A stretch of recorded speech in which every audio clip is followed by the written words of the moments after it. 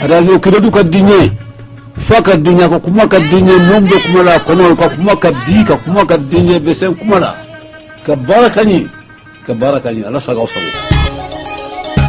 Le sport, les infos, la musique, l'actualité, de tout amusé et servi à chaud pour vous sur Radio Clédou.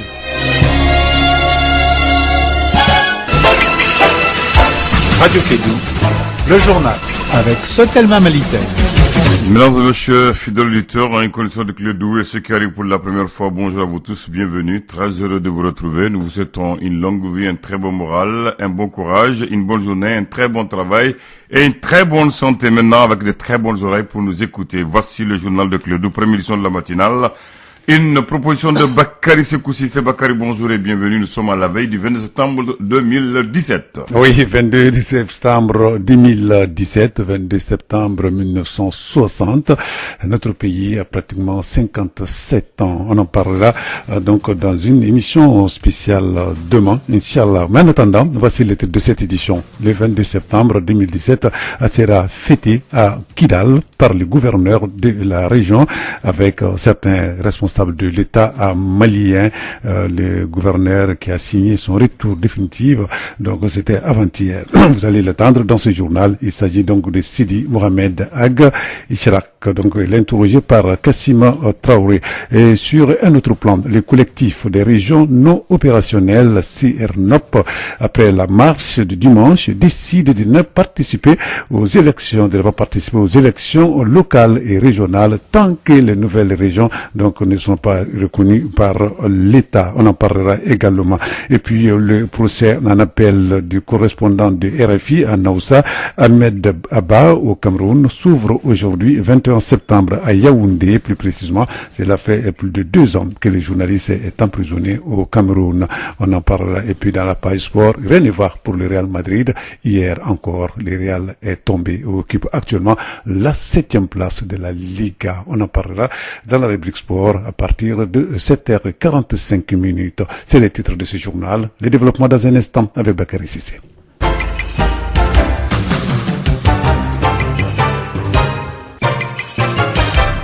Mesdames et messieurs, bonjour. Aujourd'hui, nous sommes le jeudi 21 septembre 2017. Bienvenue à cette édition, la première de Clédou Info. Et tout d'abord, des attaques ont frappé le nord de notre pays. C'était hier. L'une à Kidal, l'autre contre les casques bleus de la MINUSMA, l'autre à Ménaka contre la garde nationale malienne.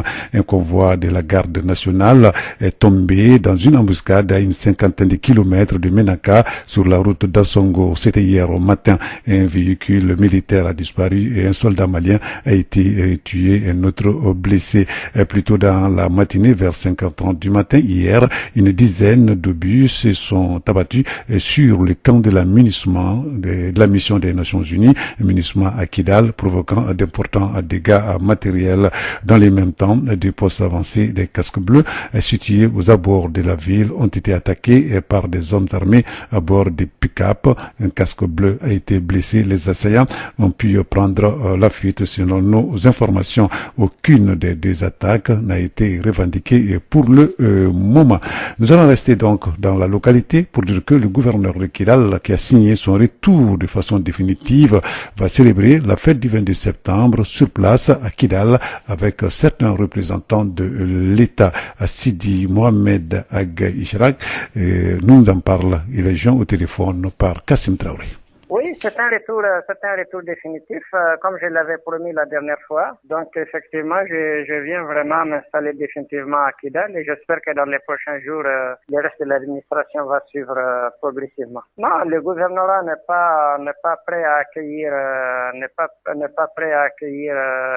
personne pour le moment parce que il a besoin d'être réhabilité. Il y a eu beaucoup de dégâts, donc, j'ai pris un logement qui me servira en même temps de bureau en attendant que les travaux de réfection de l'administration reprennent. Kidal aura son gouverneur qui va fêter le 22 septembre sur place. Est-ce que c'est un signe? Je crois que c'est un signe qui est donné par tous les acteurs. D'abord l'État, ensuite la SEMA qui accepte que le 22 septembre se fête à Kidal en présence de l'administration. Donc et ensuite la plateforme qui est partie prenante dans les processus. Je pense que c'est un signe très très positif pour l'avancée du processus de paix. Monsieur le gouverneur, avez-vous un mot de la fin ou un appel à l'endroit des protagonistes? J'ai toujours un appel parce qu'en tant que représentant de l'État, je suis au milieu, je suis au centre de tous les processus et je joue ma médiation au niveau régional entre les acteurs qui sont la CEMA et la plateforme. Donc c'est les deux qui sont présentement en négociation à Bamako pour reprendre le chemin de la paix et du processus de mise en œuvre de l'accord. Je leur lance un appel en tant que frère d'abord.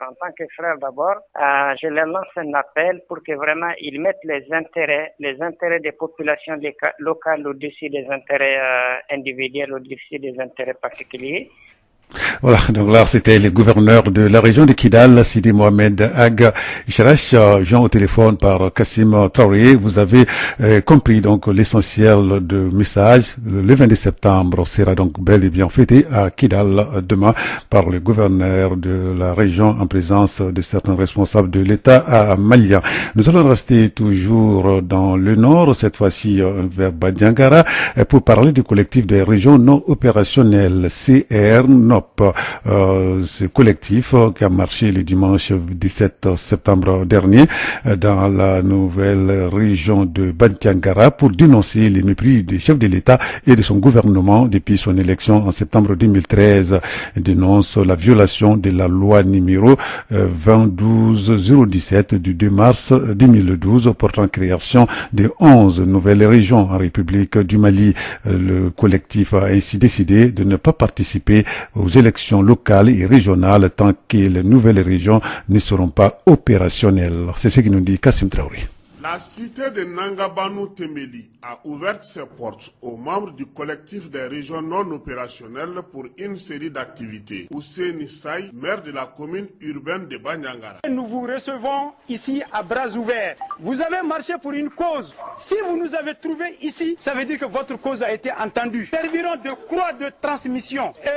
Je vais dire quelque chose qui est important que je viens de remarquer. Toute chose qui commence, toute action ou toute activité politique qui commence avec l'hymne national doit être prise au sérieux. La marche a été la plus grande activité avec des slogans comme « Nos régions abritent déjà les services régionaux indispensables au fonctionnement réel d'une région ». Mamba Koulibaly, président du collectif des régions non opérationnelles. Les déclarations de Bougouni et de Djoïla, la lettre ouverte à Kita, adressée au président de la République, l'appel de Nyoro, la marche pacifique et les recommandations de Koutchala, toutes ces sollicitations, disons-nous, sont restées vaines. C'est avec amertume que nous avons noté un désintérêt frissant, une indélicatesse avérée des autorités réservées à notre courtoisie revendicative. Nous exigeons le découpage et la nomination des gouverneurs de nos régions avant les élections locales et régionales. Au terme de la marche, une déclaration a été remise au préfet adjoint Karifa Koni. Donc comme je l'ai dit, nous avons suivi la lecture et nous prenons l'engagement que le document aura le retentissement que vous souhaitez, car nous allons le transmettre aux autorités compétentes pour les dispositions à prendre. Et sur ce, je vous remercie et vous encourage dans votre démarche. Après la remise de la déclaration à la préfecture, les marcheurs se sont dirigés vers le stade Niaga Tembeli pour le grand meeting avec l'ensemble des élus des communes de Bandiangara, Bankas et Kourou, plus les différentes délégations venues de 8 autres régions non opérationnelles. Voilà, merci Kassim Traoré. Nous allons revenir ici à Bamako pour parler de la rentrée scolaire. Ce sera le 10 octobre prochain, mais certains établissements ne sont pas prêts en tout cas à accueillir les enfants. Parmi ces établissements, il y a l'école publique Inemassa Sissé de Nyarila qui n'est pas prête en tout cas à ouvrir le 2 octobre prochain, estime l'administration scolaire et les CGS pour cause des eaux stagnent dans la cour et à l'entrée de l'école. Contacté par le comité de gestion scolaire et de l'administration, la mairie de la commune 2 du district de Bamako prend des dispositions nécessaires pour offrir le meilleur cadre d'études aux élèves dans les meilleurs délais. Rona Ba nous en parle. Des herbes qui sortent des terres, des déchets de tous bords, des collecteurs pleins de boue de terre. Voici entre autres les décors de l'école Inemassa Sissé Nyarila. Pour l'administration scolaire et les comités de gestion scolaire, les conditions ne sont pas réunies pour une reprise de l'école prévue dans moins de 2 semaines. Karonga Niaré, surveillant général du groupe scolaire Inemassa Cissé second cycle. Le CGS a pris le soin d'informer la mairie. Ça fait plus de 3 semaines qu'on est en train de courir auprès de la mairie pour qu'ils viennent curer les caniveaux de l'école publique de Nyarela Inemassa Cissé. Le maire, avant de voyager, il a donné des instructions au Ségal de venir curer les caniveaux. Quand le Ségal est venu, il a essayé de voir, il a envoyé des experts pour mesurer. L'expert a dit que ça fait 160 mètres. À 3 reprises, on nous dit il faut aller, on va curer les caniveaux. Nous, on ne voit pas de réaction. On est à 0 pas de l'ouverture des classes. Est-ce que vous pensez que dans ces conditions, l'école va pouvoir rouvrir le 2 octobre prochain comme prévu? Le CGS a dit d'écrire si jamais la mairie ne réagisse pas dans cette semaine pour dégager les caniveaux, pour essayer de voir comment est-ce que les conditions puissent être réunies. Eux, ils déclinent toutes leurs responsabilités par rapport à l'état de la cour, par rapport à l'ouverture du 2 octobre, parce que ça serait, ils seront complices de contribuer à infecter les enfants par toutes sortes de maladies, par ces eaux de pluie qui sont là près de 2 mois. Du côté de la mairie, des actions et des concertations sont en cours pour apporter une réponse appropriée à cette problématique. C'est Routal, 5e adjoint au maire chargé de l'éducation. Selon les responsables scolaires, à chaque hivernage, la cour de l'école Inemassa Cissé de Nyarela se trouve inondée sans qu'il n'y ait la moindre intervention des autorités. Il y a une réalité qui est là, c'est que je trouve que le niveau de la route est un peu supérieur au niveau de l'école, c'est-à-dire le terrain naturel de l'école, ce qui fait qu'à chaque fois qu'il pleuve, il y a un écoulement de l'eau qui rentre dans la cour de l'école. Donc hier, j'étais sur place avec une équipe du ministère de l'Éducation. On a fait le constat et on a mobilisé déjà une équipe technique de la mairie pour aller voir comment est-ce qu'on pourra faire pour déboucher ces caniveaux-là, curer, disons, ces caniveaux tout le long de l'école. Et là, ça va permettre à l'eau de sortir de la cour. Et l'écoulement de l'eau serait facile en ce moment. Et maintenant, les jours à venir, on va faire les remblais à l'intérieur de la cour. Selon les responsables scolaires, à chaque hivernage, la cour de l'école Inemassa Cissé de Nyarela se trouve inondée sans qu'il n'y ait la moindre intervention des autorités. Voilà, merci Arunaba et nous nous excusons auprès de nos auditeurs pour la qualité de ce téléma. Nous allons parler maintenant de l'arrivée des 123 Maliens qui viennent d'être rapatriés de la Libye. Ils ont regagné Bamako, c'était le mardi dernier en provenance de Tripoli. L'État malien et l'OIM ont collaboré, je veux dire, sur ce retour volontaire de nos compatriotes. Nous allons écouter Moussa Elokone, il est le chef de cabinet du ministre des Maliens de l'extérieur, propos recueillis par Mahamadou Khan. Nous venons d'organiser ce vol qui est le 6e vol depuis le début de l'année. Donc aujourd'hui nous sommes à peu près, nous touchons les 1000 personnes qui sont rentrées volontairement de la Libye par le biais de ces vols affrétés par l'Organisation internationale pour les migrations, l'OIM, qui vient vraiment un partenariat vraiment salutaire pour le gouvernement de la République du Mali. Donc ces jeunes étaient en Libye, pratiquement la majorité d'entre eux sont sur place depuis plus d'1 an. Et vous avez vu également, nous avons des familles que nous avons accueillies, des personnes très âgées aussi, qui sont rentrées finalement après 30 ans, 40 années d'exil. Donc c'est le lieu pour le gouvernement de la République du Mali de saluer le partenariat que nous avons avec l'OIM et aussi de saluer vraiment tous ceux qui ont contribué pratiquement à la réalisation de ce vol-là, notamment notre ambassade à Tripoli, qui également vraiment n'a ménagé aucun effort pour les interviews sur place et pour accompagner l'OIM dans les fonds et tréfonds de la Libye pour quand même essayer de libérer ceux qui étaient en prison. Et ceux qui viennent des prisons nous disent qu'ils ont quitté directement la prison pour l'ambassade et pour l'avion. Donc apparemment ils sont venus sans bien. Voilà, donc sur ce, avec l'ambassade, nous allons voir ce qui est possible d'être fait. Bien, voilà, donc c'était monsieur Moussa Eliyokone, il est le chef de cabinet du ministre des Maliens de l'extérieur, propos recueillis par Mahamadou Khan. Clé de info, première édition, 7h, passé les 14 minutes.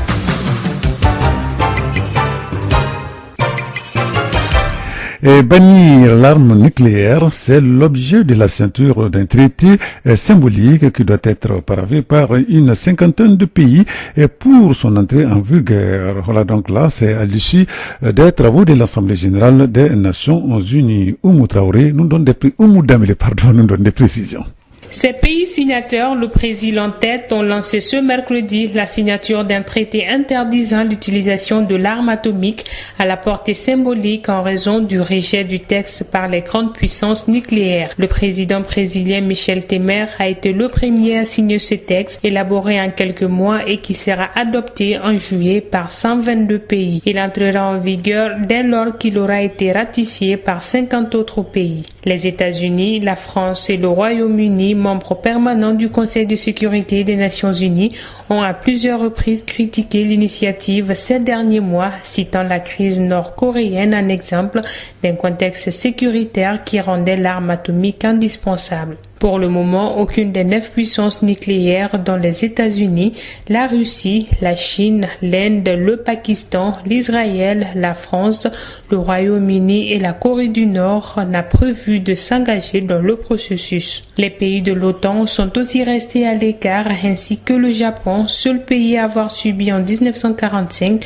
une attaque à l'arme atomique. L'ambassadrice américaine auprès des Nations Unies, Nikki Haley, avait déclaré en mars dernier, je cite, « Il n'y a rien que je souhaite tant pour ma famille qu'un monde sans armes nucléaires, mais nous devons être réalistes. Qui peut croire que la Corée du Nord acceptera une interdiction des armes nucléaires ?» Fin de citation.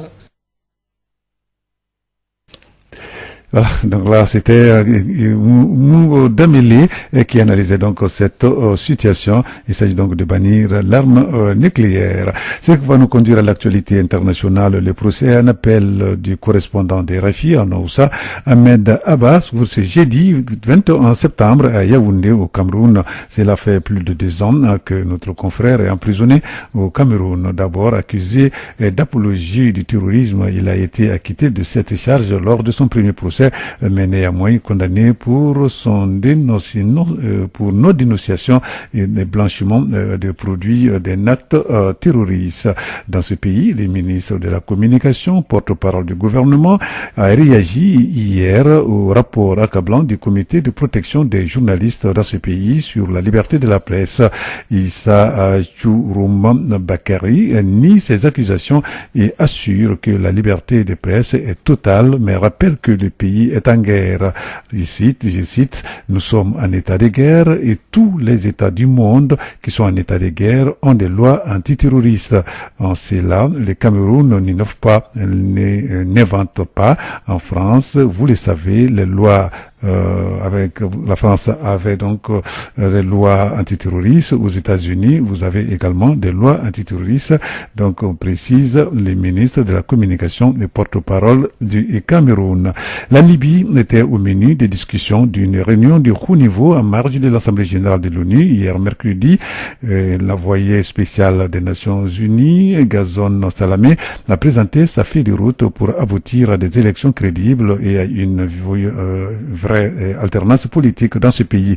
Cette initiative fait suite à l'accord donc de la Saint-Glou en juillet dernier, lors duquel les 2 hommes forts du pays et à la tête du gouvernement d'entente nationale et le maréchal qui dirige l'Est libyen s'étaient engagés à respecter le cessez-le-feu et à tenir les élections dès que possible.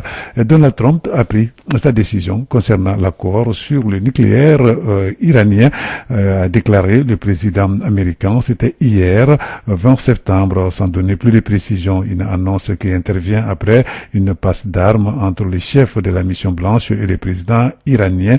Mardi, Donald Trump avait violemment attaqué l'accord de 2015 et Téhéran, qualifiant le pays d'État voyou, des dictateurs corrompus et qui soutient le terrorisme. Des accusations que le président iranien Hassan Hassan Rouhani a réfuté une par une. C'était hier mercredi.